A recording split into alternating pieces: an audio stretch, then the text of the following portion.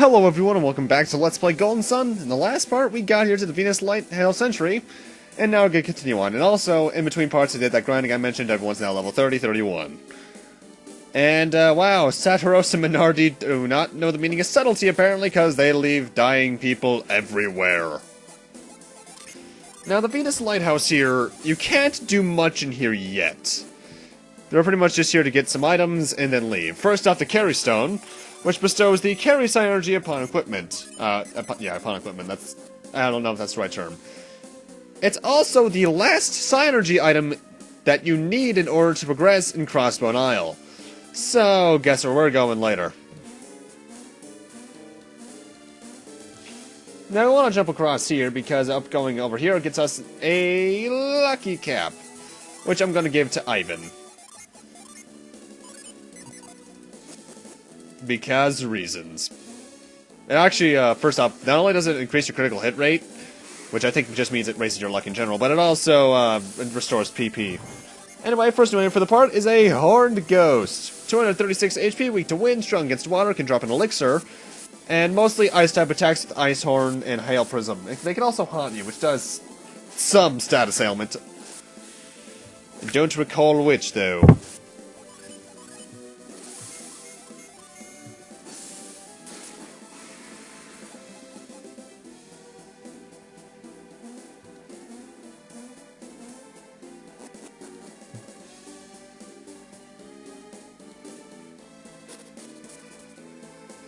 And someone just called me on, messaged me on Skype. Alrighty then. And here is where we need to start using that Carry Synergy, though you need to do the other thing first. First. You need to push it first. Then this happens. We can't push the block farther than this. It'd be great if we could carry that block and drop it to the ground. Can our Synergy help at all? Carry. I wonder what we have to use. So, now we're going to use Carry on this. Carry is essentially another move spell. Only it carries it up off the ground so you can elevate it. The electrical barrier is actually blocking our progress for the most part. So, for now, we're just going to head up here. And at the very north of this room, there's a statue we're going to talk to, which will cause a certain pattern to light up on the floor. That will become prevalent later.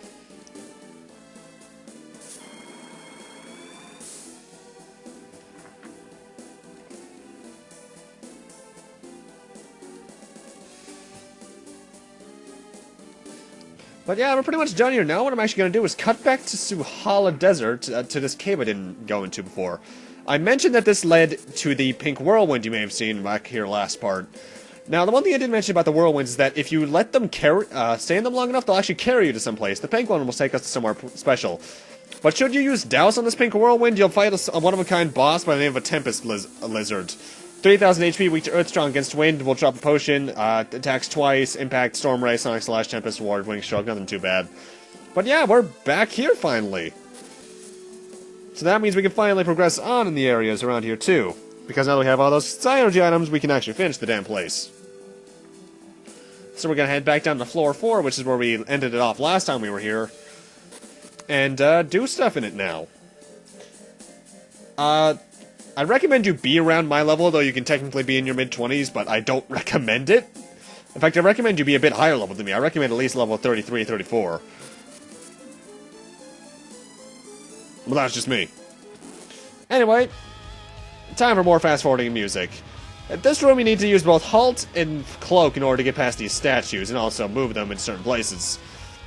In doing so, you only get this... Well, first off, you get the Storm Gear, which is a nice upgrade to the Wet Jacket that, Ivan had. A very simple puzzle room. In fact, I think it's one of the shortest ones, and you ended off just with getting a Synergy Crystal. Nothing too bad. And you know what that means? We're also about to do our next boss fight. Put 4 of them on standby, and prepare for a good fight, actually.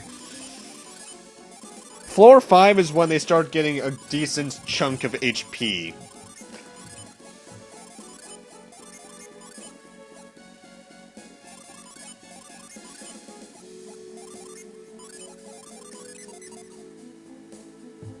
And once we head down here, let's find out what this boss fight is. We fight a Lizard King, which has 2,000 HP, weak to fire, strong against water. We'll drop a Psynergy Crystal. Bind, Blunt, Debilitate, Hail Prism, High Impact, and Nice Blessings. It's pretty much just water elemental in general, really. And, Herodon, or however the hell you pronounce that. We've already fought Stone Soldiers, obviously. The Herodon has 231 HP, weak to Wind, strong against Earth. We'll drop a Nut, Banshee Howl, Crazy Voice, and Wind Slash. I forget if we fought one of those already at this point, so I just decided I'd go over it anyway. Best strategy, as usual for these boss fights, is just use your level 4 summons and then just use your basic attacks afterwards. It should go down rather quickly.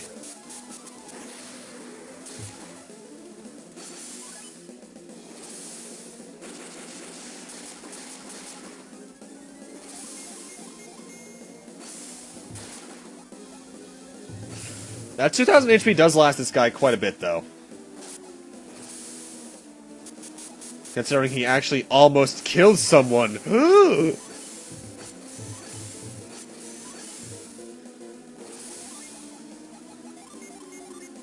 Actually, I think he does. I forget if he does, honestly.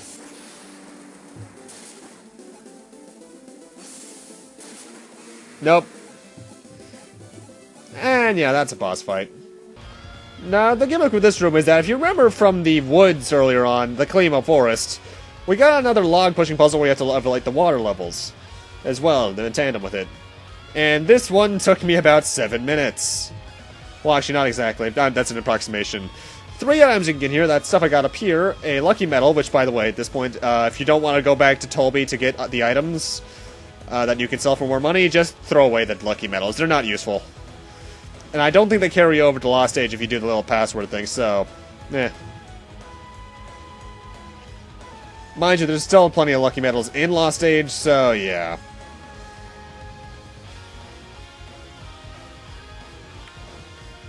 This is also the room that gets me stumped the most. Pretty much just follow what I'm doing, you'll get it eventually.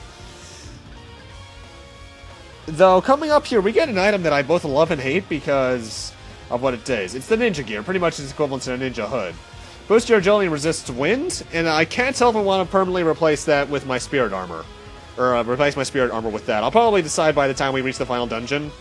But until then, I'm just going to keep it in my inventory and equip it. It does manage my defenses, so it is kind of a weird trade-off. By the way, song, if you didn't pay attention to the thing earlier, is Focal Line from Hyrule Warriors. I absolutely love this song. Thinking Hyrule Warriors soundtrack is just blood-pumping, and it works for that game. This being probably my favorite song in it, honestly. And finally, get a potion. And we're done with that puzzle. Push this over here. And then we can head down here for floor 6. And the boss of floor 6 is 2 Chimeras. Chimeras have 1,350 HP. Weak to water, strong against fire, can drop a potion upon defeat. Bind, Flare Storm, Fire Blessing, Guard, Impair, Mad Dash, and Rabbit Fang, so a lot of physical attacks, and it doesn't really have any kind of status elements it can inflict on you. Usual strategy applies, level 4 summons, then attack. It should take one of them, the level 4 summon should take one of them down, no problem. Then the other one you just have to do some physical attacks on to take down, honestly.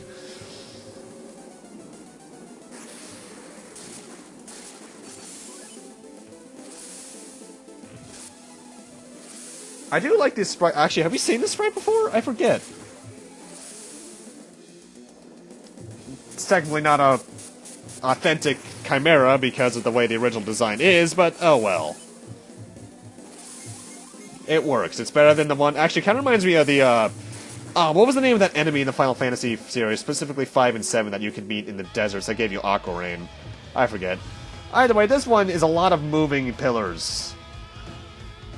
You're going to want to move this stuff over here so you can get the first treasure, which is, in fact, an elixir, and also leads you to where the other ones are.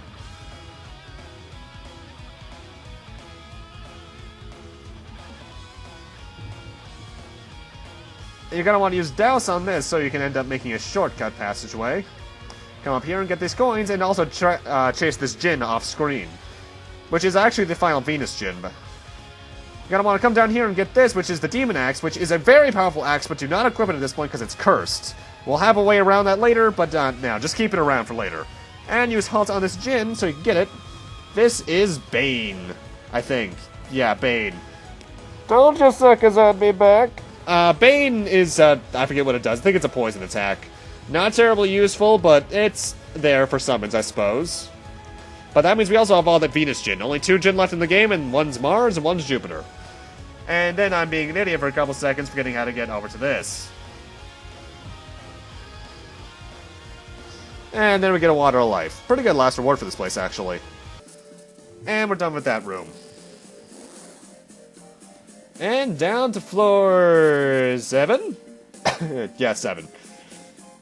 Boss for this floor, as soon as I go into it, is Dual Earth Lizards. 1550 HP, weak to wind, strong against earth, can drop a Water of Life upon defeat. Acid Blessing, Clay Spire, Cure Well, Mother Gaia, and Quake Sphere. So they have some really powerful earth attacks, and they also have a curative thing. And Cure Well does around 300 HP, I want to say, so you're going to want to be full-out offensive against them and try to do your most damage, the most damage you can.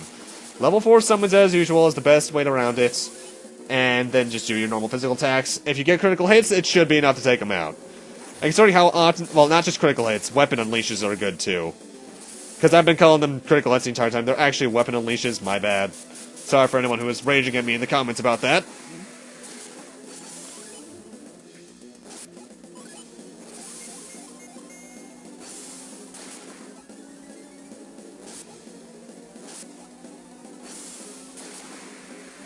And that's that.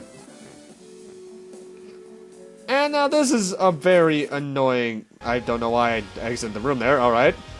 This is actually a very annoying area. You have to constantly use move and carry on these blocks so you can actually get them to get the chests.